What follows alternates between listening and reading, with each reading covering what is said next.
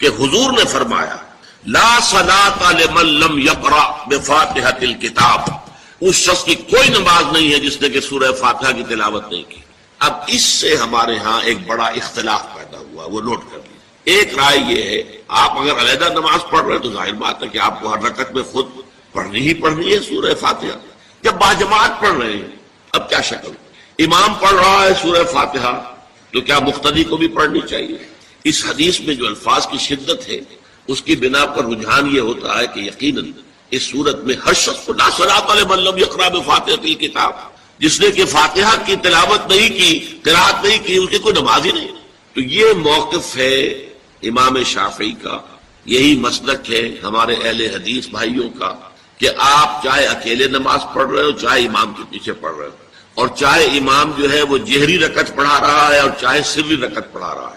خاموشی والی رکعت سورہ، آپ کو معلوم ہے کہ نماز جو ظہر اور عصر کی ہے تو چاروں رکعتیں جو ہے وہ سری ہے، مغرب کے اندر آ کر دو جہری ہیں ایک سری ہے، عشاء میں آ کر دو جہری ہیں دو سری ہیں، سورہ اور نماز فجر کے اندر دونوں جو ہیں وہ جہری ہیں۔ تو چاہے جہری ہو چاہے سری ہو آپ کو بھی لازماً جو مقتدی ہے اسے بھی سورہ فاتحہ پڑھنی ہوگی۔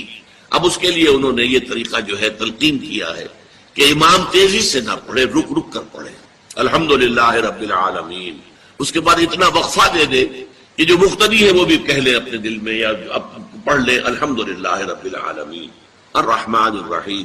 تو یہ رک رک کر پڑھنا، خاص طور پر اگر آپ کو موقع ہوا ہو کسی اہل حدیث امام کی امامت میں نماز ادا کرنے کا تو آپ دیکھیں گے کہ بڑا فرق ہے۔ ہمارے جو حنفی امام الحمدللہ رب العالمین الرحمن الرحیم مالک یوم الدین ایاک نعبد و ایاک نستعین، چار آیتیں جو ہیں وہ بھی ایک سانس میں پڑھ جائیں گے، لیکن یہ کہ عام طور پر جو اہل حدیث حضرات ہیں وہ رک رک کر ٹھہر ٹھہر کر پڑھتے ہیں، ترتیل کے انداز میں پڑھتے ہیں۔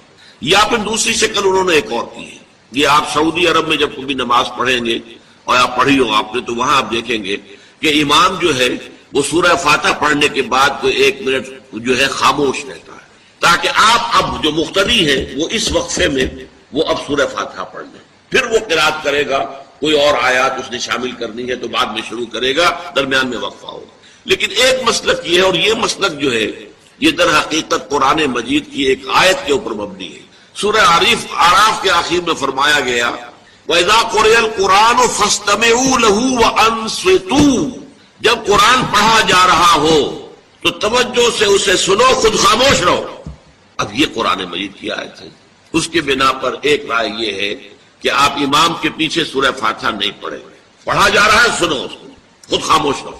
اور اس کے لیے وہ دلیل دیتے ہیں کہ یہ شکل ایک وفد کی سی ہے، جیسے کسی بڑی شخصیت کے پاس اگر آپ کا کوئی وفد جاتا ہے، 8-10 افراد ہیں، ان میں اسپوکس مین ایک ہوتا ہے، وہ بات کرتا ہے، باقی سب لوگ موجود رہتے ہیں سنتے ہیں۔ اسی طریقے سے امام جو ہے وہ گویا کہ آپ کا نمائندہ ہے اور وہ پڑھ رہا ہے الحمدللہ رب العالمین الرحمن الرحیم مالک یوم الدین، تو امام کی قرات ہی آپ کی بھی قرات ہو گئی۔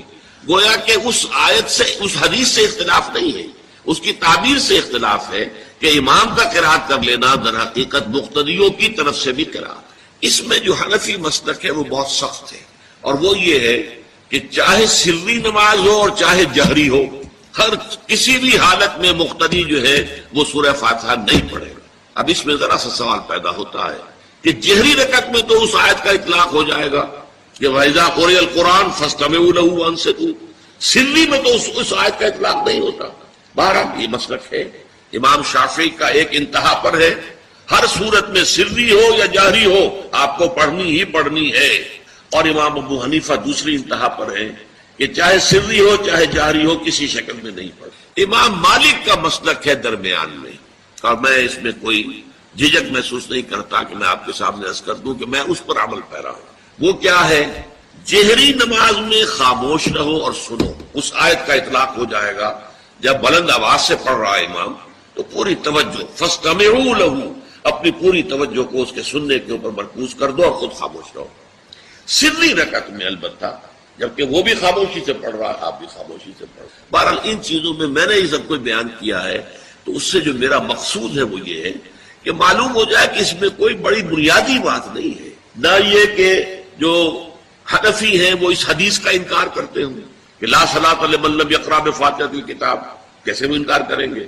اور نہ ہی کوئی جو حنبلی ہے یا اہل حدیث ہے وہ قرآن کی اس آیت کا اختلاف جو ہے وہ اختلاف کر سکتا ہے کہ اذا قرئ القرآن فاستمعوا له وانصتوا، لیکن یہ کہ اس کے پھر اس سے جو احکام کا استنباط ہے اس میں اختلاف ہو جاتا ہے، تو اس کو نہیں سمجھنا چاہیے کہ یہ کوئی بہت بڑی اہمیت والی بات ہے۔ بات کہ جو فرض نماز ہے اصل اہمیت اس کی ہمارے ہاں عام طور پر مذہبی حلقوں میں اور خاص طور پر جو ذرا متصوفانہ انداز کے رنگ کے لوگ ہوتے ہیں وہ فرض کو تو بس ایسے ہی ادا کر لیتے ہیں جیسے بس اس کی کوئی اہمیت نہیں، بلکہ بعض لوگ وہ بھی ہیں کہ جو فرض کو ترک کر دیتے ہیں، نوافل پر سارا زور، صرف رات کی نماز پر زور دیا جا رہا ہے، فرض نمازوں یہ ہم نے دیکھے ہیں ایسے لوگ بالفعل دیکھے۔ یہ تمام چیزیں جو ہیں در حقیقت اس پھر راہ نبوت سے انسان کو ہٹا دینے والی۔ فرض کتنا فرض، نفل کتنا نفل۔ نوافل کے بارے میں جو ہے شریعت سے ثابت ہے، وہ تہجد بھی نافلۃ لک، حضور کے لیے تو وہ لازم تھی، باقی کے لیے لازم نہیں ہے۔ جو قیام اللیل شروع میں تھا وہ لازم نہیں ہے۔ ہاں رمضان مبارک میں اس کی تشویق ہے، ترغیب ہے، وہ خاص ایک مہینہ ہے، اس میں دن میں کھانا پینا جو ہے وہ حرام کیا گیا، تو رات کو 2/3 رات یا 1/3 کم سے کم 1/3 رات جاگو اللہ کے قرآن کے ساتھ، اللہ کی کتاب کے ساتھ۔ تو یہ اصل میں جو توازن ہے یہ جو ہے بہت ضروری ہے۔ ارأیت اذا صلیت الصلوات المکتوبات، حضور آپ نے دیکھا، غور فرمائیے کہ اگر میں جو فرض نمازیں ہیں وہ ادا کروں، اب مثلا ایک حدیث مجھے اور یاد آئی، فرض نماز کی اہمیت کو بیان کرنے کی حضور نے فرمایا جس شخص نے عشاء کی نماز بھی جماعت کے ساتھ ادا کی اور پھر فجر کی نماز بھی جماعت کے ساتھ ادا کی، اس کے لیے پوری رات کا قیام لکھ دیا جائے گا۔ فرض کی یہ اہمیت۔ تو اذا صلیت المکتوبات صلوات المکتوبات وصمت رمضان، اور میں روزہ بھی رمضان کے روزے رکھ لوں، باقی روزہ رکھنا آپ کی مرضی پر ہے، رکھیں ٹھیک ہے، لیکن وہ لازم نہیں ہے۔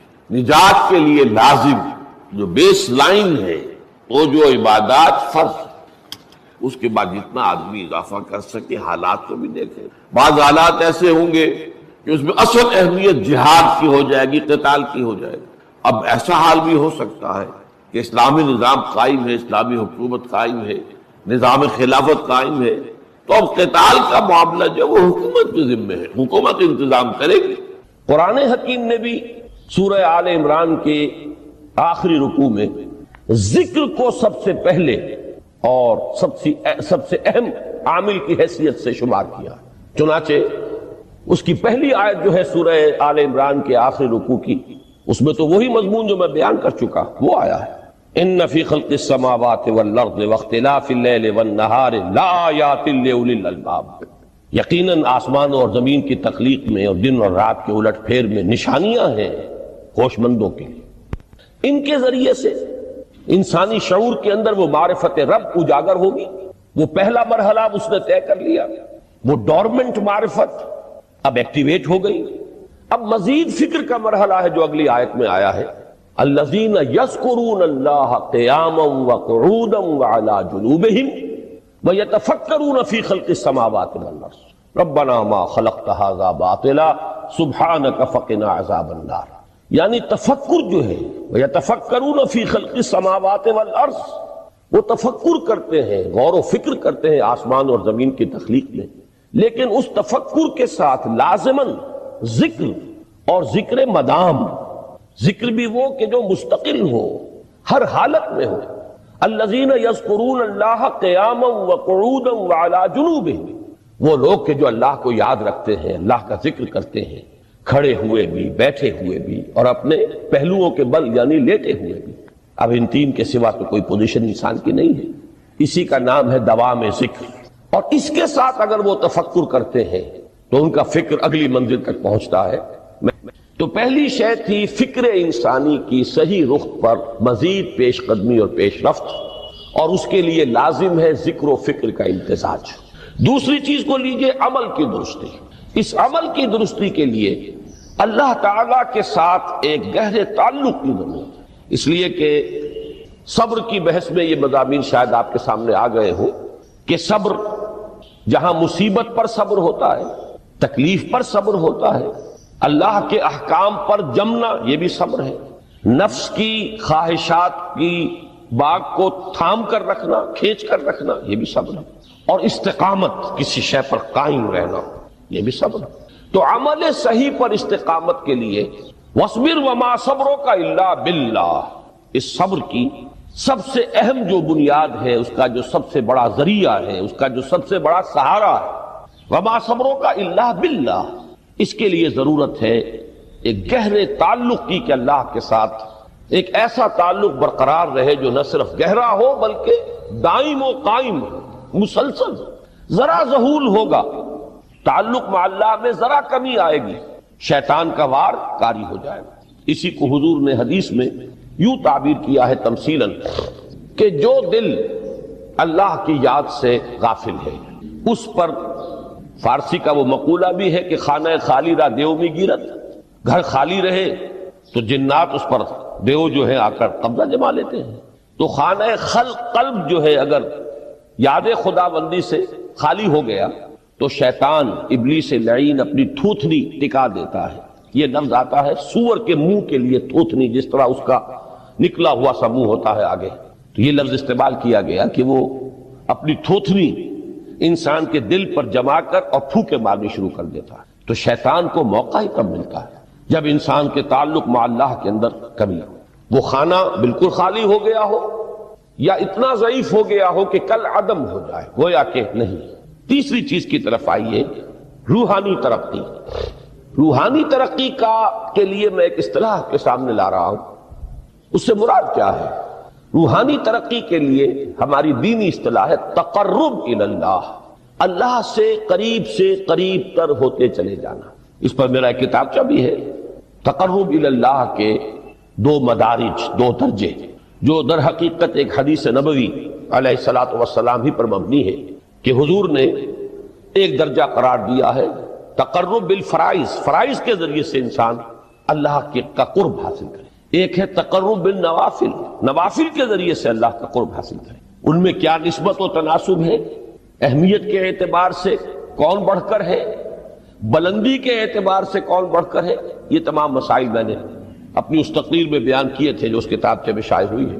اس وقت میں اس کی تفصیل میں نہیں جا رہا، صرف یہ تذکرہ اس لیے کر رہا ہوں کہ جن کو بھی خواہش ہو جائے وہ اس کا مطالعہ کرے۔ ہماری اس وقت کی گفتگو سے وہ کتابچہ اس جگہ پر منسلک ہوگا۔ تو تقرب الی اللہ، یہ تقرب کوئی فزیکل فینومینن نہیں ہے، جسمانی یا مادی مسئلہ نہیں ہے۔ اللہ سے قرب یہ نہیں ہے کہ کوئی کروڑوں میل کا فاصلہ ہے، اب ہمیں کوئی رسی پر چڑھنا ہے اوپر بڑی محنت اور مشقت سے، فصل تو ہے ہی نہیں، فاصلہ ہے ہی نہیں، بعد ہے ہی نہیں۔ نحن اقرب الیہ من حبل الورید، ہم تو انسان سے اس کی شہرگ سے بھی زیادہ قریب ہیں۔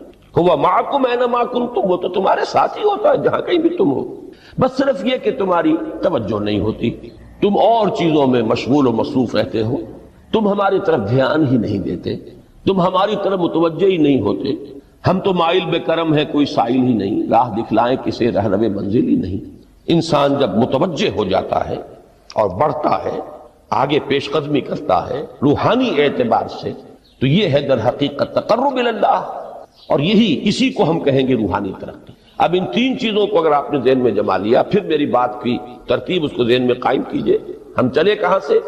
کہ دین کے ساتھ اصل مناسبت فلسفے کی نہیں، حکمت کی۔ نمبر 2، حکمت قرآنی کا پہلا اور اہم ترین اور بنیادی مسئلہ معرفت رب کا حصول ہے۔ اس کا نتیجہ شکر خدا بندی، اس کا ذریعہ آیات آفاقی، آیات انفسی، اور سب سے بڑھ کر آیات قرآنیہ ہے جو الذکر ہے، جو تذکرہ ہے، جو ذکرہ ہے۔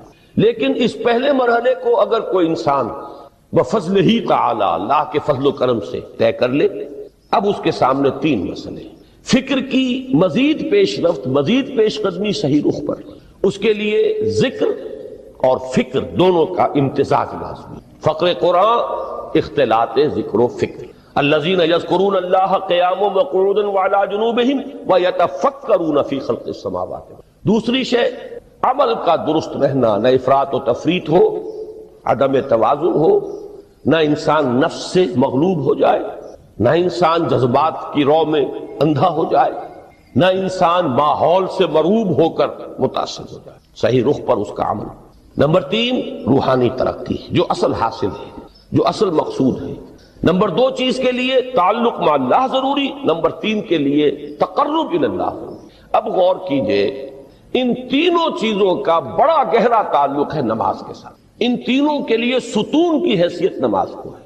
لہذا ایمان کے بعد یا معرفت رب کے بعد حکمت دین کا اہم ترین مسئلہ نماز، صلاۃ، اس لیے کہ ایک طرف یہ انسان کو اللہ کے ساتھ ایک گہرے تعلق کا ذریعہ فراہم کرتی ہے، اپنے تمام مصروفیات میں سے ان مشغولیتوں میں جن میں گم ہونے کا خدشہ ہوتا ہے نکلو، 24 گھنٹے کے معمولات میں سے کم 5 مرتبہ تو لازماً نکلو، اور اپنے آپ کو ذرا، اپنے حواس کو بھی، اپنی باطنی کیفیات کو بھی ذرا تازہ کرو۔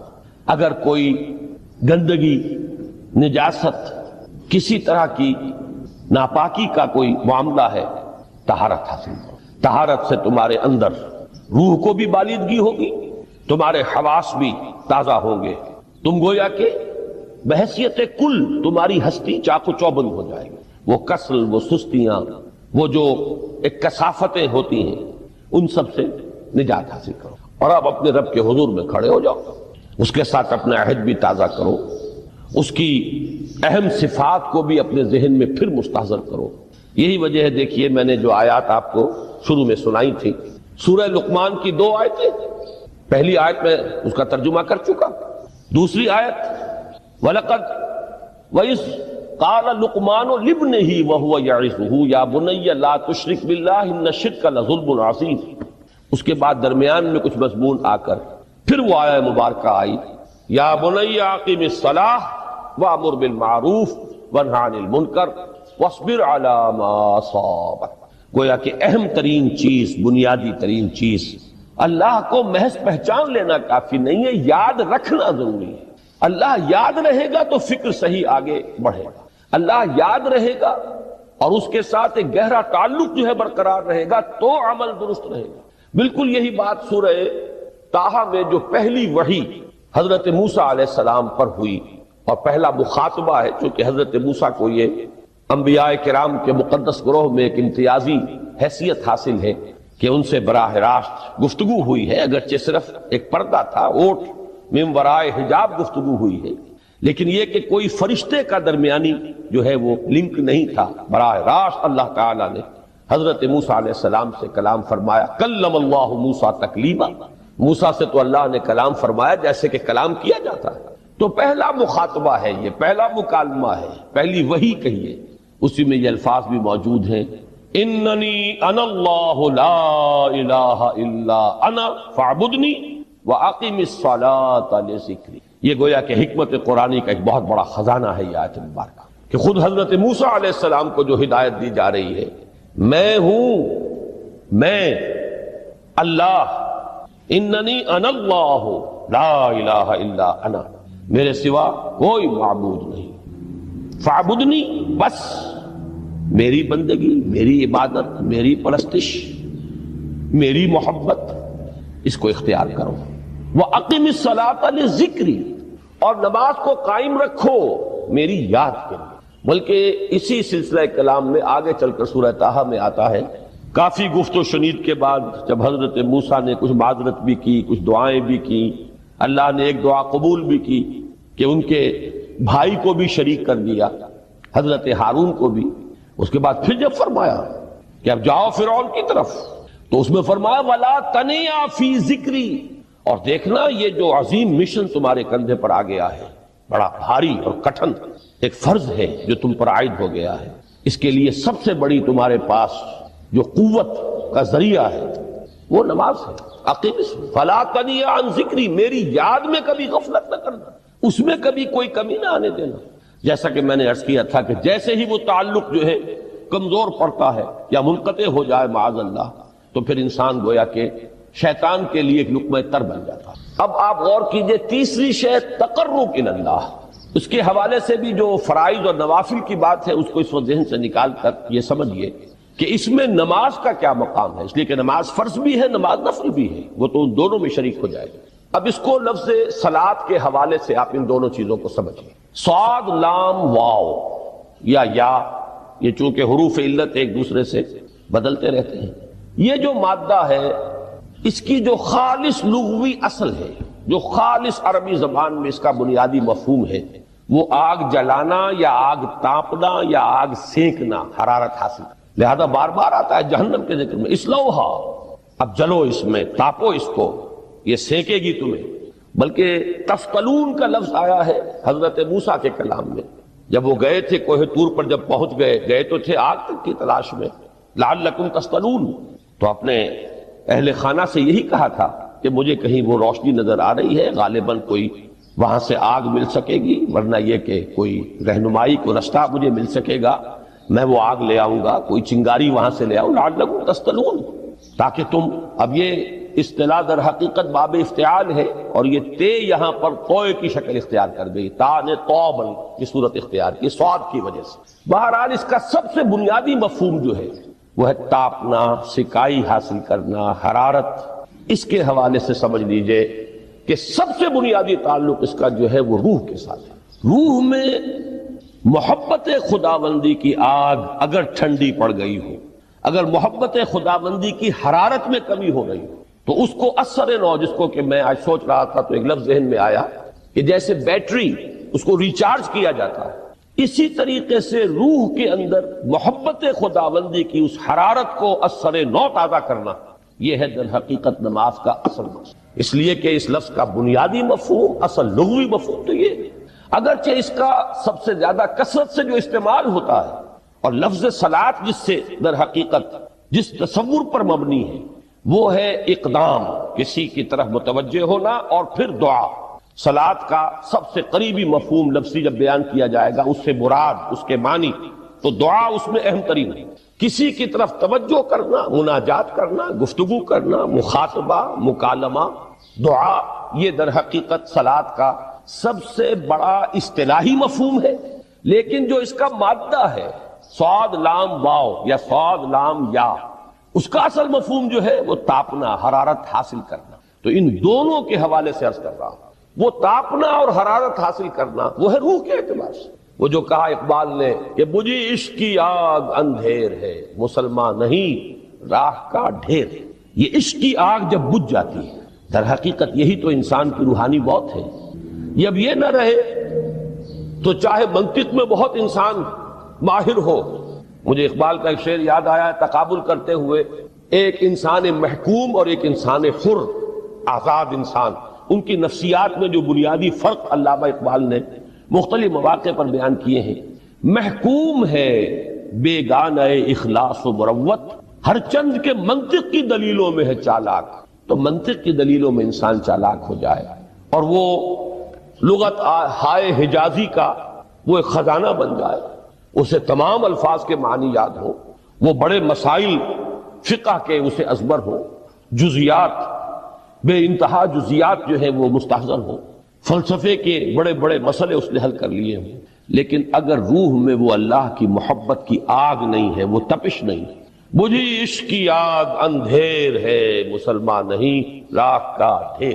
اسی کے حوالے سے آج مجھے یاد آیا تھا کہ وہ جو بڑی سادہ سی ایک نظم ہے، اللہ تعالیٰ سے دعا، یا رب دل مسلم کو وہ زندہ تمنا دے، اس میں بھی جو الفاظ آئے ہیں، جو روح کو گرما دے اور قلب کو تڑپا دے، یہ ہے اصل جو مقصود ہے نماز کا. اور یہی وہ چیز ہے جیسا کہ میں نے عرض کیا تھا کہ نگاہوں سے اوجھل، یہ پہلو سامنے ہے ہی نہیں. دوسرا پہلو سامنے ہے، اور وہ بھی میرے نزدیک بہت اہم ہے، بہت بنیادی ہے، اس میں کوئی شک نہیں.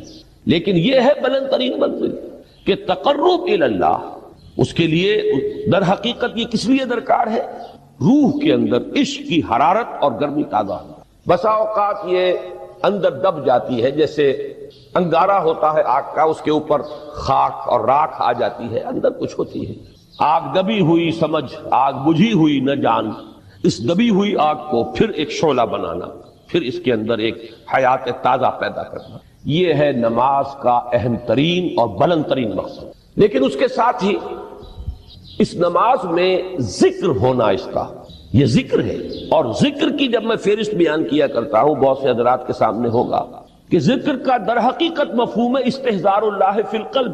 ہمارے ہاں غلطی سے جو ذرائع ذکر ہے انہیں ذکر قرار دے دیا گیا ہے. شریعت محمدی میں روزے کی تدریجی فرضی، یہ جو تمہیدی مضمون ہے اس ضمن میں، وہ بہت اہم ہے. پہلی بات یہ جان لیجئے کہ اہل عرب جو ہے، قریش بھی، اہل مکہ اور قریش کے تابع بقیہ تمام بنی اسماعیل بھی، اور ان کے تابع جو بھی عرب میں دوسرے قبیلوں کے لوگ تھے کہ جو عربی تھے اور مشرک تھے، وہ سب اس کے اندر مراد ہیں. تو فرمایا گیا کہ ان لوگوں میں روزے کی عبادت معروف نہیں تھی. یا تو یہ ہے کہ حضرت ابراہیم علیہ السلام کے زمانے میں روزے کی عبادت تھی ہی نہیں، کیونکہ یہ لوگ اپنے قول کے مطابق ملت ابراہیم پر تھے. لیکن یہ ہے کہ بہرحال روزے کی عبادت سے ناآشنا تھے. کیا وجہ ہے یہ ہم نہیں جانتے. آپ کو معلوم ہے نماز سے وہ واقف تھے، اگرچہ اس کا حلیہ انہوں نے بگاڑ دیا تھا، تالیاں بجاتے تھے، سیٹیاں بجاتے تھے یہ، لیکن نماز کہتے تھے اسے نماز.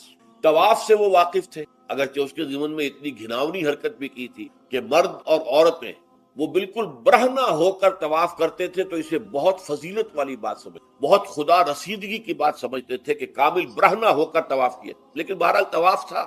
اسی طرح قیام عرفہ، قیام منی یہ بھی موجود تھے. تو حج کے بھی بہت سے ارکان جو ہیں وہ ان کے ہاں معروف تھے. اور ویسے خیرات و صدقات، چاہے زکوٰۃ ایک خاص نظام کے تحت نہیں تھی، لیکن زکوٰۃ و صدقات، بھوکوں کو کھانا کھلانا، یہ ان کے ہاں اعلیٰ اقدار میں یہ چیزیں شامل تھیں، اخلاقیات کے اونچے مقامات.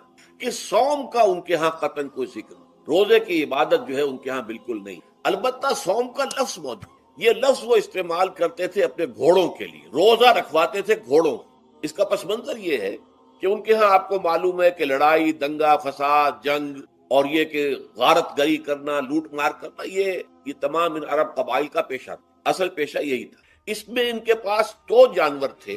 ایک تو اونٹ جو ہے وہ ان کی جو باب و ہوا ہے اور ان کے جو حالات ہیں اس کے ساتھ پوری مطابقت رکھے. یعنی اسے کئی دن کھانے کو نہ ملے اسے پرواہ نہیں، ہفتہ بھر پانی نہ ملے اسے کوئی پرواہ نہیں. اس اعتبار سے دھوپ کی کتنی ہی جو ہے تپش ہو، اونٹ کو کچھ نہیں کہتی. لیکن یہ کہ وہ سست رفتار جان، لڑائی کے لیے، جنگ کے لیے، خاص طور پر غارت گری جہاں کرنی ہو، جہاں جا کر گویا کہ ڈاکہ مارنا، پھر دوڑنا ہے، بھاگنا ہے، واپس جانا ہے، تو انہیں گھوڑے کی ضرورت ہوتی تھی جو سریع الرفتار ہے. لیکن گھوڑے میں یہ اوصاف نہیں تھے. وہ بھوک کو برداشت نہیں کر سکتا، مزمحل ہو جائے گا. وہ پیاس کو برداشت نہیں کر سکتا، مزمحل ہو جائے گا. وہ دھوپ کو برداشت نہیں کر سکتا، مزمحل ہو جائے گا. اور اگر یہ گھوڑا مزمحل ہو جائے تو سوار کا کیا حشر ہوگا، وہ آپ اس سے اندازہ کر لیجئے کہ اصل میں تو پھر ہلاکت سوار کی ہوگی. اس لیے وہ اسے تیار کرتے تھے جنگ کی صعوبتوں کو برداشت کرنے. اس کا دانہ پانی بند کر دیا، اور اس کا منہ جو ہے وہ عرب بدو جو ہوتا تھا خود تو اپنا چہرہ اور سر لپیٹ لیتا تھا کپڑے کے اندر. جب وہ چلتی تھی ان کے ہاں باد سموم، تیز آگ جیسی ہوا جو ہے، جس کے اندر ریت کے ذرات بھی ایسے ہوتے تھے گویا کہ کسی بھاڑ کی جو ہے اس کے اندر کی ریت جو ہے وہ چلی آ رہی ہے. تو گھوڑے کا رخ ادھر کر کے کھڑے کر دیتے تھے، خود اپنے منہ پر ڈاٹا باٹا باندھا ہوا اپنی حفاظت کے لیے، تاکہ اس کے اندر دھوپ کی سختی برداشت کرنے کی عادت پڑے، پیاس کی برداشت کرنے کی عادت پڑے، بھوک کو برداشت کرنے کی. اس کو کہتے تھے صوم. صوم کے لفظی معنی رک جانا. اب یہ کھانے پینے سے رکا ہوا ہے، اور یہ دھوپ کی سختیاں برداشت کرنے کے لیے دھوپ کے اندر، اور وہ جو آتی تھی وہاں پہ باد سموم، اس کے اندر بھی اس کا سامنا کرنے کے لیے تیار. تو یہ پس منظر ہے روزے کا لغوی اعتبار سے. اور یہ کہ اہل عرب جو ہے پرانے وہ اس عبادت سے ناواقف، لہٰذا ہمیں پورے مکی قرآن میں اس کا کہیں ذکر نہیں. البتہ مدینے میں جب حضور تشریف لائے اور صحابہ کرام ہجرت کے بعد، تو یہاں آپ نے دیکھا کہ یہودی جو ہے وہ روزہ رکھتے ہیں یوم عاشورہ کا، 10 محرم کا. تو حضور نے دریافت کیا کہ یہ تم 10 محرم کو روزہ کیوں رکھتے ہو؟ تو انہوں نے کہا کہ یہ دن ہماری نجات کا دن. 10 محرم کو اللہ تعالیٰ نے فرعون کو غرق کیا تھا اور ہمیں نجات دی تھی اس کے ذریعے، تو شکرانے کے طور پر ہم روزہ رکھتے ہیں.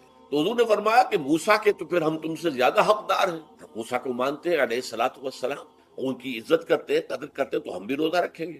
تو آپ نے صحابہ کو حکم دیا کہ عاشورہ کا روزہ رکھا. پھر کچھ عرصے کے بعد اللہ تعالیٰ کی طرف سے حکم آ گیا، اور یہ حکم جو ہے اس رکوع کی پہلی آیت کے اندر، یا ایھا الذین آمنوا کتب علیکم الصیام کما کتب علی الذین من قبلکم لعلکم تتقون. لیکن جیسا کہ میں بعد میں بتاؤں گا، یہ حکم صوم رمضان کا نہیں ہے، بلکہ یہ کہ اللہ کے حکم سے پہلے 3 دن کے روزے فرض کیے، ہر مہینے کی 13ویں، 14ویں اور 15ویں تاریخ کو روزہ رکھا. اس میں بڑی حکمت تھی، چونکہ یہ عرب عادی نہیں تھے روزے کے، تو انہیں تدریجاً خو کر کرنا تھا. ظاہر بات ہے کہ 30 دن جو ہے وہ تو ایک بڑی مدت ہے، اور ظاہر بات ہے کہ مئی کا مہینہ بھی آ جائے گا، اس میں جون بھی آئے گا، جولائی بھی آئے گا، قیامت خیز مہینے آ جائیں گے، تو بڑی ہمت جواب دے جائے گی۔ تو پہلے روزہ ہر مہینے 3 روزے رکھنے کی ان کو مشق کرائی جائے تاکہ یہ عادی ہو۔ یہ 3 روزے اگر مئی میں بھی آ گئے، جون میں بھی آ گئے، تب بھی ٹھیک ہے، اس کو انسان 3 دن مشقت برداشت کر سکے۔ تو پہلے یہ کیا، لیکن اس کے ضمن میں یہ حکم دے دیا گیا، اس کو کہتے ہیں وجوب علی التخییر، یہ اختیار دے دیا گیا کہ یہ 3 روزے تم پر واجب کیے جا رہے ہیں، لیکن یہ کہ اگر تم یہ روزے نہ رکھو تو تم فدیہ دے سکتے ہو، 1 مسکین کو کھانا کھلانا صبح۔ یہ ہے وجوب علی التخییر۔ دوسری رعایت یہ دی گئی کہ اگر کوئی شخص ان 3 تاریخوں میں بیمار ہو یا سفر پر ہو تو وہ تعداد دوسرے دنوں میں پوری۔ یہ ہے گویا کہ سب سے پہلا حکم جو دیا گیا ہے۔ اور اس کے ضمن میں اب میں چاہتا ہوں کہ آیت نمبر 2 آپ اچھی طرح پڑھ لیں، اپنا سامنے رکھیے اور اس کے حوالے سے یہ بات سمجھ لیں۔ ایام معدودات، یہ دن ہے چند گنتی کے۔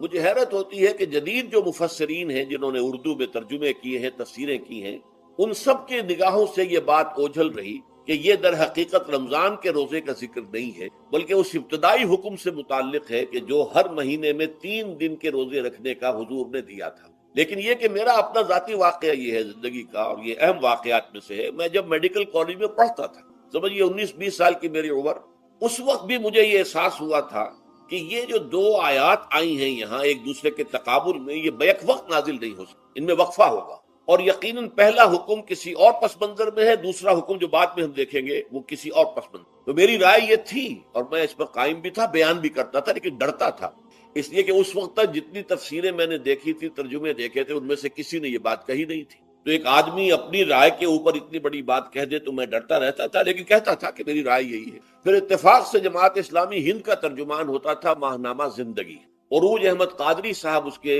مدیر تھے۔ وہ جو ایک پرچہ آیا اس میں انہوں نے تنقید کی تھی مولانا سید انور شاہ بخاری رحمۃ اللہ علیہ پر، کہ ان کشمیری رحمۃ اللہ علیہ سے ان کے اوپر یہ تنقید کی تھی کہ انہوں نے یہ عجیب بات کہہ دی ہے کہ یہ جو حکم ہے یہ رمضان کا نہیں ہے، بلکہ رمضان سے پہلے جو حضور نے حکم دیا تھا 3 دن کے روزے رکھنے اس سے متعلق۔ اب مجھے اس کے اوپر پورا اطمینان ہو گیا کہ اگر سید محمد انور شاہ کاشمیری رحمۃ اللہ علیہ کی رائے یہ ہے تو متفق گردید رائے ابو علی بارائے من، مجھے اب اس سے زیادہ اور کسی سند کی ضرورت نہیں۔ بعد میں نے جب تفسیر کبیر امام رازی رحمۃ اللہ علیہ کی اس کا بھی مطالعہ شروع کیا تو میں حیران ہوا کہ سلف میں تو یہ رائے کثرت سے موجود تھی۔ کیا سبب ہوا ہے کہ آج کے دور کے جو مترجمین اور مصنفین ہیں ان کی نگاہوں سے بالکل یہ بات اوجھل ہو گئی؟ اس معاملے کو میں حل آج تک نہیں کر سکا، لیکن اب میں پورے تیقن سے آپ سے کہہ رہا ہوں کہ یہ جو پہلی 2 آیتیں ہیں ان کا تعلق صوم رمضان سے نہیں، بلکہ ان کا تعلق ہے وہ 3 دن کی۔ اس کی سب سے بڑی دلیل اس کے اندر موجود ہے ایام معدودات، گنتی کے چند دن۔ اب 30 یا 29 دن جو ہے وہ گنتی کے چند دن نہیں ہو سکتے، تو اچھی بڑی تعداد ہے۔ پھر یہ ہے کہ یہ معدودات جو ہے اس کو کہا جاتا ہے جمع قلت، یہ زیادہ سے زیادہ 9 پر اس کا اطلاق ہوتا ہے، اس وزن پر جو جمع آتی ہے۔ اور اس میں جو ہے خود قرآن مجید میں حج کے سلسلے میں منا کے قیام کے ضمن میں الفاظ آئے ہیں، ایام معدودات فمن تعجل فی یومین فلا اسم علیہ ومن تاخر فلا اسم علیہ۔ منا میں قیام ہے گنتی کے چند دن، تو جو 2 دن ہی میں جلدی کر کے وہاں سے واپس ہو جائے اس پہ بھی کوئی اس گناہ نہیں ہے، اور جو مؤخر کر کے 3 دن پورے کرے اس پر بھی کوئی گناہ نہیں۔ تو وہاں پر بھی نظیر موجود ہے کہ 2 یا 3 دن پر اس کا اطلاق ہو۔ تو یہاں پر ایام معدودات سے لازماً یہ مراد ہے کہ یہ 3 دن جو ہے ہر مہینے میں 13ویں، 14ویں، 15ویں، در حقیقت اس روزے سے متعلق یہ آیت آ رہی ہے۔ اور یہ بھی نوٹ کر لیجئے کہ رمضان کے روزے کی فرضیت کے بعد بھی حضور کا معمول اور آپ کے صحابہ کا، اور جو بھی ہمارے ہاں اتباع کرتے ہیں حضور صلی اللہ علیہ وسلم کا نوافل میں بھی ان کا یہ معمول ہے۔ ہر مہینے میں یہ 3 روزے حضور بعد بھی رکھتے تھے، اور آپ کے بہت سے صحابہ رکھتے تھے، اور آج بھی ہمارے ہاں بہت سے لوگ جو دیندار ہیں اور جن کے اندر یہ جذبہ ہے اتباع سنت کا، وہ رکھتے ہیں۔ 13ویں، 14ویں اور 15ویں تاریخوں کا ان کو ایام 20 کہتے ہیں۔ اس کی راتیں روشن ہوتی ہیں، 13ویں رات، 14ویں رات، 15ویں رات۔ چاند جو ہے اس کے اندر آپ کو معلوم ہوتا ہے 14ویں کو تو مکمل ہوتا ہی ہے، 13ویں اور 15ویں کا بھی تقریباً مکمل ہے۔ تو ایام 20 کے روزے جو ہیں بعد میں بھی برقرار رہے ہیں، لیکن نفلت، فرض اس کے بعد جو ہے وہ رمضان کے روزے۔ ایام معدودات یہ دن ہے گنتی کے۔ فمن کان منکم مریضا او علی سفر فعدۃ من ایام اخر، تو جو کوئی بھی تم میں سے ہو بیمار یا سفر پر، تو وہ تعداد پوری کر لے دوسرے دنوں۔ گویا کہ اب اگلی کے اب ایک تو یہ رعایت ہو گئی، دوسری رعایت وعلی الذین یطیقونہ فدیۃ طعام مسکین، اور ان لوگوں کے ذمے کے جو اس کی طاقت رکھتے ہوں، یعنی مریض بھی نہیں ہے، صحت مند ہے، روزہ رکھ سکتے، سفر بھی نہیں ہے، سفر پر نہیں ہے، مقیم ہے، روزہ رکھ سکتے، پھر بھی نہ رکھیں تو ان کے لیے بھی ایک اختیار، اسی لیے میں نے لفظ استعمال کیا تھا وجوب علی التخییر، واجب تو ہے لیکن اس میں ایک اختیار دے دیا گیا۔ وہ اختیار کیا ہے؟ فدیۃ طعام مسکین، تو پھر یہ ہے کہ ایک مسکین کو کھانا کھلا دینا۔ فدیہ کہتے کسی چیز کا بدل ہو جائے، جیسے کہ جنگی مجرم ہے، اس کا فدیہ ہے، گویا کہ اس کو دے کر وہ پھر آزاد ہو جائے گا، فدیہ اس کو کہتے ہیں۔ ففدیۃ طعام مسکین، لیکن یہ ہے کہ فمن تطوع خیرا فهو خیر اللہ، اور جو نیکی سے خیر کرنا چاہے مزید تو وہ اس کے لیے بہتر ہے، ایک کے بجائے 2 کو کھلائے، 3 کو کھلائے، 4 کو کھلائے، 10 کو کھلائے، تو یہ تو ترغیب ہے، لیکن کم سے کم ایک مسکین کو کھانا کھلانا 2 وقت کا۔ وَأَن تَصُومُوا خَيْرٌ لَكُمْ، اب دیکھیے یہ لفظ بول رہے ہیں، اگر تم روزہ رکھو تو یہ تمہارے حق میں بہتر ہے، یعنی اگرچہ اختیار تمہیں دے دیا ہے، اختیار یہ ہے کہ روزہ رکھو، اگر نہ رکھو تو فدیہ دے دو ایک مسکین کا کھانا، لیکن اگر تم روزہ رکھو، ان کنتم تعلمون، اگر حقیقت میں تم علم رکھتے ہو کہ روزے کے اندر کیا کیا برکات ہیں، تو تمہیں روزہ لازماً رکھنا چاہیے۔ تشویق اور ترغیب موجود ہے، لیکن یہ کہ اس کی فرضیت یا وجوب نہیں۔ یہ تھا ابتدائی حکم روزے کی صفت۔ اب اس کے بعد اگلی آیت جو ہے اس کے بھی پہلے حصے کو مت پڑھیے، شہر رمضان الذی انزل فیہ القرآن، اس کے بارے میں تو بعد میں گفتگو، بینات من الہدی والفرقان، لیکن اگلا جملہ فمن شہد منکم الشہر فلیصم، اب یہ رمضان کے روزے کی فرضیت کا حکم۔ رمضان کا مہینہ وہ ہے جس میں قرآن نازل کیا گیا، اس کے بارے میں جیسا کہ میں نے عرض کیا پھر بعد میں عرض کروں، لیکن جو شخص بھی تم میں سے موجود ہو اس مہینے میں، اپنے گھر میں موجود ہے، اپنے شہر میں موجود ہے، سفر پر نہیں ہے، یا یہ ہے کہ جو شخص بھی اس مہینے کو پائے، اس کی زندگی میں یہ مہینہ آ جائے، یہ برکتوں کا ایک موقع اسے مزید حاصل ہو جائے، فلیصم، یہ امر کا صیغہ ہے، یہ وجوب ہے مطلقاً۔ اب اس میں جو 2 رعایتیں پہلے دی گئی تھی ان میں سے ایک کو برقرار رکھا، وَمَنْ كَانَ مَرِيضًا أَوْ عَلَى سَفَرٍ فَعِدَّةٌ مِّنْ أَيَّامٍ أُخَرَ، یہی وہ الفاظ ہیں جن کی بنا پر میرا گمان اس وقت بھی یہ تھا کہ یہ 2 بیک وقت نازل نہیں ہو سکتی آیات، یہ جو تکرار ہے بے معنی تکرار ہو جائے گی پھر اگر ایک ہی وقت میں نازل ہو رہی ہے، اور قرآن مجید کی فصاحت اور بلاغت سے یہ چیز بعید ہے کہ وہاں پر اس طرح کی تکرار بلا سبب ہو رہی ہو۔ قرآن میں اور بہت سی آیات ہیں جن میں کہ آپ کو معلوم ہے کہ پورا رکوع ہے سورہ مزمل کا، اس میں قیام اللیل کا حکم ہے، پھر اسی کے آخر میں وہ آیت شامل کر دی گئی ہے جو کم سے کم 1 سال بعد نازل ہوئی، جس میں کہ رات کے قیام کا وجوب ختم کر دیا گیا، اور صرف یہ کہ جتنا بھی تم سے ممکن ہو سکا کرو، ضروری نہیں ہے کہ تہائی شب ہو، آدھی ہو، 2 تہائی ہو، جتنا بھی ممکن ہو قرآن پڑھا کرو رات کو، گویا کہ وہ فرضیت جو تھی قیام اللیل کی وہ ختم ہو گئی۔ اس حوالے سے وہ جو ناسخ ہے، منسوخ کرنے والی آیت بھی اس کے ساتھ ہی رکھتی تاکہ وہ جو اصل حکم تھا وہ بھی برقرار سامنے رہے، اور جس نے آ کر اسے منسوخ کیا وہ بھی برقرار رہے اور سامنے رہے۔ اسی طرح یہاں پر بھی یہ حکم آیا، کتنے عرصے کے بعد آیا یہ مجھے معلوم نہیں، لیکن یہ کچھ عرصے کے بعد آیا ہے کہ رمضان کا مہینہ وہ ہے کہ جس میں قرآن نازل۔ اب جو شخص بھی اس مہینے کو پائے اس پر لازم ہے کہ اس کے روزے رکھے۔ ہاں، من کان مریضا او علی سفر، جو شخص ہو مریض، بیمار ہو یا سفر پر ہو، فعدۃ من ایام اخر، تو وہ تعداد پوری کر لے دوسرے دنوں میں۔ یرید اللہ بکم اليسر ولا یرید بکم العسر، اللہ تمہارے ساتھ آسانی چاہتا ہے، سختی نہیں۔ یہ اصل میں کیوں کہا ہے اس کی وجہ سمجھ لیجئے، آج بھی آپ کو اپنے ہاں ایسے لوگ مل جائیں گے جن کا تقویٰ کا تصور اتنا غلط ہو گیا ہے کہ 104 درجے کا بخار ہے، روزہ چھوڑنے کو تیار نہیں۔ بھلے آدمی ہو، اللہ نے تمہیں ایک رخصت دی ہوئی تو خام خواہ اپنے اوپر یہ شدت کیوں نہیں رہے، لیکن لیتے روزہ چھوڑنے کو تیار، روزہ قضا نہیں، سفر پر جا رہے ہیں اور روزہ قضا کرنے کو تیار نہیں۔ ایک موقع پر ایک غزوے کے دوران ایسا ہوا کہ کچھ لوگوں نے روزہ رکھا ہوا تھا، لیکن وہ اتنے یوں سمجھیے مزمحل ہو گئے کہ جب پڑاؤ پر پہنچے تو جن کا روزہ نہیں تھا انہوں نے تو بڑی چاق و چوبند طریقے سے خیمے نصب کیے، سارا بندوبست کیا، اور یہ جا کر بے سود ہو کر بے ہوش ہو کر گر پڑے۔ تو حضور نے فرمایا ان کو دیکھ کر، لیس من البر الصیام فی السفر، سفر میں روزہ رکھنا یہ کوئی نیکی کا کام نہیں، یہ نیکی کا غلط تصور ہے کہ جو تم نے اپنے اختیار کر لیا، یہ تمہارے اندر تشدد پسندی پیدا ہو رہی ہے۔ دین کے احکام میں جو مقصد ہے وہ کیا ہے یرید اللہ بکم اليسر ولا یرید بکم. اسی پر عمل کرتے ہوئے حضور نے فرمایا ہے کہ جو بھی علماء دین ہیں یا جو رہنمایان دین ہیں ان کا کام کیا ہے؟ آپ نے فرمایا یسروا ولا تعسروا. دیکھو آسانیاں پیدا کرو، سختیاں پیدا نہ کرو. دین میں سختیاں پیدا کرنا بھی وہ اسر اور اغلال بن جاتا ہے کہ جس کو رفع کرنے کے لیے اور جس سے لوگوں کو، یہودیوں کو اور تمام اہل کتاب کو نجات دینے کے لیے اللہ تعالیٰ نے اپنے رسول محمد صلی اللہ علیہ وسلم کو بھیجا. وَيَضَعُ عَنْهُمْ إِصْرَهُمْ وَالْأَغْلَالَ الَّتِي كَانَتْ عَلَيْهِمْ کہ جہاں وہ نیکی کا حکم دیتے ہیں، بدی سے روکتے ہیں، پاکیزہ چیزوں کو حلال ٹھہراتے ہیں اور خبیث چیزوں کو، ناپاک چیزوں کو حرام قرار دیتے ہیں، وہیں پہ لوگوں کے اوپر سے وہ بوجھ بھی ختم کرتے ہیں کہ جو انہوں نے خام خواہ اپنے اوپر لاد لی. تو ان میں سے یہ بھی ہے کہ یہ نیکی کا کام نہیں ہے کہ آپ سفر میں ہیں اور روزہ. یرید اللہ بکم اليسر ولا یرید بکم العسر ولتکملوا العدۃ. لیکن یہ بات واضح رہے کہ اب تمہارے لیے تعداد کو پورا کرنا لازم ہے. یہ نہیں ہے کہ آپ اس کی جگہ پر فدیہ دے دیں تو بات پوری ہو جائے گی. نہیں، روزے کی تعداد آپ کے رمضان میں 2 روزے 3 روزے چھوٹ گئے بیماری کی وجہ سے، ٹھیک ہے، لیکن دوسرے دنوں میں اس کی قضا دینی لازم ہے. وہ روزے رکھنے جو ہے آپ پر لازم ہے. ان کا کوئی بدل جو ہے وہ فدیہ نہیں ہو سکتا. البتہ یہ نوٹ کر لیجئے، یہ حکمت نبوی ہے کہ یہاں اگرچہ وہ فدیے کا حکم جو ہے گویا کہ بظاہر قرآن مجید کے الفاظ سے محسوس ہوتا ہے کہ مطلقاً منسوخ ہو گیا، لیکن حضور نے اس کو خاص حالتوں میں باقی رکھا ہے.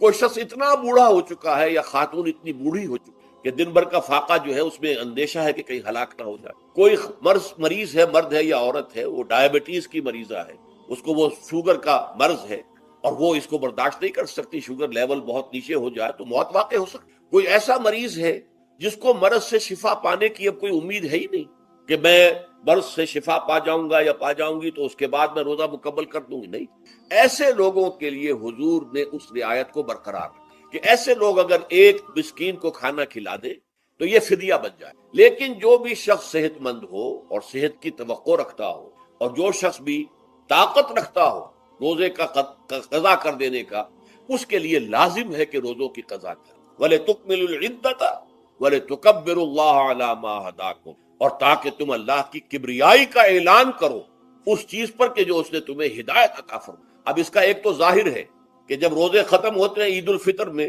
تکبیر، اضافی تکبیرات کے ساتھ 2 رکعتیں ہیں جو ہم ادا کرتے ہیں. احناف کے نزدیک 6 اضافی تکبیرات ہیں اور اہل حدیث کے نزدیک 12، لیکن تکبیرات ہیں اضافی. اور یہ کہ جاتے ہوئے اور آتے ہوئے عید کے لیے آپ جا رہے ہیں تو تکبیرات پڑھتے ہوئے جائیے، واپس آ رہے ہیں تکبیر پڑھتے ہوئے آئیے. اور یہ بھی کہ جاتے ہوئے راستہ کوئی اور، آتے ہوئے راستہ کوئی اور اختیار کیجئے تاکہ پورا شہر، پوری بستی جو ہے تکبیر کی آواز سے گونجے. یہ ظاہر ہے. باطن اس کا کیا ہوگا؟ اللہ کی کبریائی کا اعلان کرو، اللہ کی کبریائی کو نافذ کرنے کی کوشش. جب اللہ نے تمہیں ہدایت دے دی ہے، تمہیں اپنے دین حق سے نواز دیا ہے، تمہارا فرض ہے کہ اس کو قائم کرو، اس کے لیے جد و جہد کرو، اس کے لیے تن من دھن لگاؤ، اس کے لیے جان اور مال سے جہاد کرو. وَلِتُكَبِّرُوا اللَّهَ عَلَى مَا هَدَاكُمْ وَلَعَلَّكُمْ تَشْكُرُونَ. اور تاکہ تم واقعتاً شکر کرو. اس پر بھی گفتگو بعد میں ہوگی. یہ حکمت صوم کے حوالے سے ہے یہ لفظ. اس کے بعد جو ہے ایک آیت چھوڑ کر پھر اگلی 5ویں آیت پڑھیے. یہ ہے تکمیلی احکام. ابتدائی احکام آ گئے. نمبر 2 میں صوم رمضان کا حکم آ گیا. نمبر 3 پر ہوا کیا تھا کہ جب روزوں کا حکم دیا گیا تو چونکہ مثال آپ نے رکھی تھی یہود کی کہ یہود جو ہے عاشورہ کا روزہ رکھتے ہیں تو ہم بھی کیوں نہ رکھیں، مسلمانوں تم بھی رکھو. اس سے گمان یہ کیا گیا کہ جو احکام یہود کی شریعت میں ہے روزے کے، شاید وہی ہماری شریعت میں بھی ہے. اور ان کی شریعت میں یہ تھا کہ رات کو سو گئے تو روزہ شروع ہو گیا، اور وہ روزہ اب نہ کوئی سحری ہے، نہ رات میں کے دوران کوئی میاں اور بیوی جو ہے وہ ہم بستری کر سکتے ہیں، بلکہ یہ کہ وہ روزہ صبح سے لے کر پھر جب رات کے بعد صبح آئے گی، صبح سے پھر دوپہر اور شام اور غروب آفتاب پر جا کر روزہ ختم. گویا کہ کم و بیش 20 گھنٹے کا روزہ یا 21 گھنٹے کا روزہ، کیونکہ اگر غروب آفتاب کے 3 گھنٹے کے بعد آدمی سو گیا تو وہاں سے جو روزہ شروع ہوا ہے تو غروب آفتاب پر اگلے روز جو ہے وہ ختم ہوگا تو ہو جائے گا 20-21 گھنٹے کا روزہ. یہ روزے کا حکم لوگوں نے سمجھا، اس کی صراحت کوئی نہیں تھی، لیکن لوگ جو ہے چونکہ صراحت منفی بھی نہیں تھی مثبت بھی نہیں تھی، لہذا وہ رات کے وقت میں جب دن ہوتے تھے روزوں کے، ان کی راتوں میں وہ اپنی جو بھی ایک طبعی ضرورت ہے، جو ہم بستری ہے میاں اور بیوی کی، شوہر اور بیوی کی، وہ کر گزرتے تھے. جذبات کے اندر جو بھی اس وقت ان کی احتیاج ہوئی، دل میں کھٹک رہتی تھی کہ پتہ نہیں ہم نے یہ صحیح کام کیا نہیں کیا، غلط کیا. تو اس سے یہ کہ ظاہر بات ہے کہ پھر قرآن مجید اسے قرار دے رہا ہے اپنے آپ سے خیانت کرنا۔ جب انسان اپنے ضمیر کے خلاف کوئی بات کر رہا ہو تو چاہے وہ بات صحیح ہے لیکن وہ اسے گناہ سمجھ کے کر رہا ہے تو اس نے تو گناہ کیا، وہ اپنے آپ سے تو خیانت کر رہا ہے۔ ایک شخص ہے وہ بکری کا گوشت کھا رہا ہے لیکن سمجھتا یہ کہ یہ سور کا گوشت ہے، تو اس نے تو سور ہی کا کھایا نا، اس نے بکری کا تو نہیں کھایا، لیکن اس نے سمجھا یہ کہ یہ سور کا گوشت اور کھا رہا ہے۔ تو اس حوالے سے ایک دغدغہ سا دل میں رہتا تھا، پریشانی۔ تو اب جو یہ 5ویں آیت ہے، طویل ترین آیت ہے اس سلسلے کی، اس میں روزے کے تکمیلی احکام آ گئے جو ابدی ہیں، آج تک قائم ہیں اور قیامت تک قائم رہیں گے۔ فرمایا احل لکم لیلۃ الصیام الرفث الی نسائکم، اے مسلمانوں روزے کی راتوں میں تمہارے لیے حلال کر دیا گیا ہے اپنی بیویوں سے اپنی خواہش کا پورا کرنا۔ رفث الی نسائکم ہن لباس لکم وانتم لباس لہن، وہ تمہارے لیے بمنزلہ لباس ہیں۔ جیسے لباس کے اور انسان کے بدن کے درمیان کوئی حجاب نہیں ہوتا، ایسے ہی شوہر اور بیوی کے درمیان بھی کوئی حجاب نہیں ہوتا۔ ہن لباس لکم وانتم لباس لہن، اور ویسے بھی ایک معنی میں کہ جیسے لباس آپ کو گرمی کی شدت سے بچاتا ہے، ورنہ ہو سکتا ہے کہ تیز دھوپ جو ہے جو عرب میں ہوتی تھی وہ تو آپ کی کھالوں کو جلا دے، تو یہ حفاظت کا ایک ذریعہ بھی ہے۔ اسی طریقے سے شوہر کے لیے بیوی اپنی عفت و عصمت کو برقرار رکھنے کے لیے ایک ذریعہ ہے کہ کہیں حرام میں منہ نہ مارے، بیوی موجود ہے، حلال ذریعے سے اپنی خواہش پوری۔ اور بیوی کے لیے شوہر اسی طریقے سے ایک ڈھال بن جاتا ہے کہ اسے خام خواہ ادھر ادھر دیکھنے کا کوئی خیال بھی کبھی نہ آئے، اس کی جو بھی نفسانی خواہش ہے اس کی شوہر پورا کر رہا ہے۔ تو اس اعتبار سے بھی ہن لباس لکم وانتم لباس لہن۔ علم اللہ انکم کنتم تختانون انفسکم، اللہ کے علم میں ہے کہ تم اپنے آپ سے خیانت کر رہے تھے۔ اس کی وضاحت میں پہلے کر چکے کہ دل میں یہ دغدغہ تھا کہ یہ حرام کام کر رہے ہیں، یہ گویا کہ اپنے آپ سے خیانت، اللہ سے بغاوت نہیں تھی۔ کیوں کہ اللہ تعالیٰ کی طرف سے تو حکم تمہیں معلوم تھا ہی نہیں ابھی، آیا اس کی اجازت ہے یا نہیں ہے، لیکن اپنے آپ سے تو خیانت کر رہے ہو نا۔ تم یہ سمجھ رہے تھے کہ یہ نہیں ہونا چاہیے، یہ گویا کہ ممنوع ہے اور کر رہے تھے، تو اس کو کہا کہ تم اپنے آپ سے خیانت کر رہے تھے۔ علم اللہ انکم کنتم تختانون انفسکم فتاب علیکم، تو اللہ نے تم پر اپنی رحمت اور مغفرت کے ساتھ توجہ فرمائی، یعنی جو کچھ اب تک ہو چکا ہے اسے اللہ نے معاف کر، اسے صاف کر دیا، کلین سلیٹ۔ اب تمہارا جو اعمال نامہ ہے اس میں اس طرح کا اگر کوئی عمل درج ہو گیا ہے تو اللہ نے صاف کر، وعفا عنکم، اور تمہیں معاف بھی کر دیا ہے۔ فالآن باشروہن، تو اب تم ان کے ساتھ جو بھی تعلق زن و شو ہے اس کو اختیار کر سکتے ہو۔ فالآن باشروہن وابتغوا ما کتب اللہ لکم، اور حاصل کرو وہ کچھ جو کچھ اللہ نے تمہارے لیے لکھ دی۔ یہ تعلق زن و شے سے دو چیزیں ہیں کہ جو مقصود، ایک تو سب جانتے اولاد، ہر انسان کی خواہش ہوتی ہے کہ میری نسل کا تسلسل باقی رہے، لیکن نمبر دو ایک شے اور ہے قرآن مجید میں بیان کیا گیا، بولے تسکنوا الیہا، اس میں ایک سکون ہے، اس میں جو بھی ہے، جو بھی عمل ہے مباشرت کا، اس میں ایک اعصابی طور پر سکون کی کیفیت انسان کو حاصل، تو یہ بھی مطلوب و مقصود۔ تو ما کتب اللہ لکم، تمہارے لیے اللہ نے اس میں ایک تو اولاد کا معاملہ رکھ دیا ہے اور ایک تمہارے لیے سکون کا، لتسکنوا الیہا، تاکہ تم ان کی طرف توجہ کر کے سکون حاصل۔ فالآن باشروہن وابتغوا ما کتب اللہ لکم وَكُلُوا وَاشْرَبُوا، اب سحری کا حکم آ گیا، وَكُلُوا وَاشْرَبُوا حَتَّى يَتَبَيَّنَ لَكُمُ الْخَيْطُ الْأَبْيَضُ مِنَ الْخَيْطِ الْأَسْوَدِ مِنَ الْفَجْرِ، اور کھاتے رہو اور پیتے رہو یہاں تک کہ تمہارے لیے فجر کے وقت کے اعتبار سے سفید ڈوری سیاہ ڈوری سے بالکل علیحدہ ہو جائے۔ اصل میں اس کو بعض صحابہ نے تو سمجھا کہ یہ لغوی معنی اس کے لیے لیے کہ آپ اپنے تکیے میں ایک سفید دھاگا رکھ لیا اور ایک کالا رکھ لیا، اور دیکھتے رہتے تھے جب یہ سفید اور کالا علیحدہ علیحدہ نظر آنے لگے تو پھر روزے کا رکھنے کا وقت شروع ہو چکا اور اب کھانا پینا بند کر۔ فرمایا گیا یہ مراد نہیں، یہ جب پاؤں پھٹتی ہے تو اس کے اندر ایک سفید سی لکیر جو ہے افق کے اوپر آتی، یہ ہے مراد، کہ وہ جو سفید لکیر ہے وہ ظاہر ہو جائے اور وہ رات کے اختتام کا گویا کہ ایک اعلان اور علم بن جائے۔ تو وَكُلُوا وَاشْرَبُوا، اب اس کی جو ہے بڑی تاکید کی، تَسَحَّرُوا فَإِنَّ فِي السُّحُورِ بَرَكَةٌ، سحری ضرور کیا تھا، اور یہ در حقیقت برکت کا ذریعہ۔ یہ بھی آپ نے فرمایا ہمارے اور یہود کے روزے کے مابین جو فرق ہے وہ سحری ہے، یہ سحری، کیونکہ روزہ جو ہے وہ فجر سے لے کر اور غروب آفتاب تک، طلوع آفتاب سے نہیں، فجر سے، جبکہ وہ سفیدہ سحر جس کو ہم کہتے ہیں نمودار ہو جائے، طلوع آفتاب کا بھی 1.5 گھنٹے بعد ہوگا کہیں، لیکن اس وقت جو ہے روزہ شروع، غروب آفتاب پر ختم۔ اس حوالے سے اس سے پہلے کھانا پینا، اور اس میں بھی فرمایا گیا کہ بعض لوگ بہت زیادہ احتیاط کرتے ہیں، وہ صحیح نہیں ہے، اس لیے کہ فجر کے لیے اذان جب دیتے تھے تو اس میں بعض حضرات ذرا جلدی کرتے تھے. حضور نے فرمایا کہ نہیں دیکھو یہ ذرا جلدی کر دیتے ہیں, اگر تم میں سے کسی کے ہاتھ میں پیالہ ہے, ابھی وہ کچھ کھا رہا ہے, اذان ہو گئی ہے, تو وہ اپنا پیالہ پورا کر لے. اس میں بھی تشدد کی ضرورت ہے, جیسے کہ اس سے پہلے ہم پڑھ چکے یسروا ولا تعسروا یرید اللہ بکم الیسر ولا یرید بکم العسر. اللہ تمہارے ساتھ آسانی چاہتا ہے, سختی نہیں چاہتا. احادیث مبارکہ کی روشنی میں شب برات کی کیا اہمیت ہے؟ کیا اس رات کی عبادت ٹھیک ہے؟ شب برات کا روزہ رکھا جاتا ہے, اس کی صحیح حیثیت کیا ہے؟ شب کا روزہ تو کبھی ہوتا ہی نہیں, یہ آپ نے شب برات کا روزہ کیسے لکھ دیا؟ شب رات کو کہتے ہیں نا. شب برات جو ہے اس کو کہا گیا ہے اس لیے کہ ان کا خیال ہے کہ اس رات میں اللہ تعالیٰ بہت سے لوگوں کو اس کا کو بخشتا ہے. برات, اللہ تعالیٰ جہنم سے ان کو رستگاری عطا فرماتا ہے. اس کے ضمن میں جو صحیح احادیث صرف ایک ہے, اور وہ یہ ہے کہ حضرت عائشہ صدیقہ